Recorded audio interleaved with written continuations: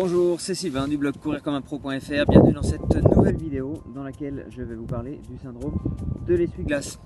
Alors le syndrome de l'essuie-glace est une douleur au genou, sur la face externe du genou, qui provient en fait en grande partie du fait qu'on est trop contracté au niveau de la face externe de la cuisse sur ce qu'on appelle les bandelettes iliotibiales et puis le tenseur de fascia lata qui est le muscle qui règle cette tension là et donc qui est probablement trop contracté. Ça produit une tension qui provoque la douleur au niveau du genou.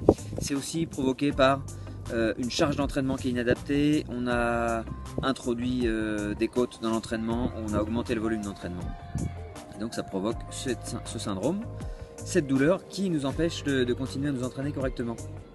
Et donc le meilleur moyen en première intention, dès que les symptômes apparaissent, le meilleur moyen donc de faire passer cette douleur là, c'est de décontracter toute la face externe de la cuisse avec des rouleaux de massage en mousse qui peuvent être plus ou moins crantés, plus ou moins en relief. C'est mieux bien sûr de commencer par un rouleau qui est plutôt lisse, qui vous fera un petit peu moins mal, et ensuite de passer à un rouleau cranté. Donc on va se masser le côté de la cuisse de cette façon là, en s'allongeant.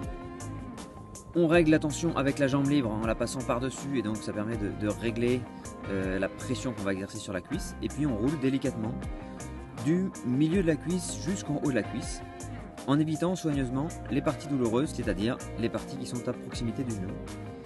Donc vous roulez 8-10 fois de chaque côté, ensuite on fait l'autre côté de la cuisse et puis on peut recommencer une deuxième, une troisième fois sur chaque cuisse. C'est même recommandé de faire sur les deux cuisses, même si on a des symptômes que d'un côté, puisqu'il est fort probable que les deux côtés soient un petit peu contractés. Si ça passe pas, bien sûr, vous allez voir l'ostéopathe, parce que ça peut être aussi provoqué par un petit décalage de la tête du péroné ou un décalage du bassin.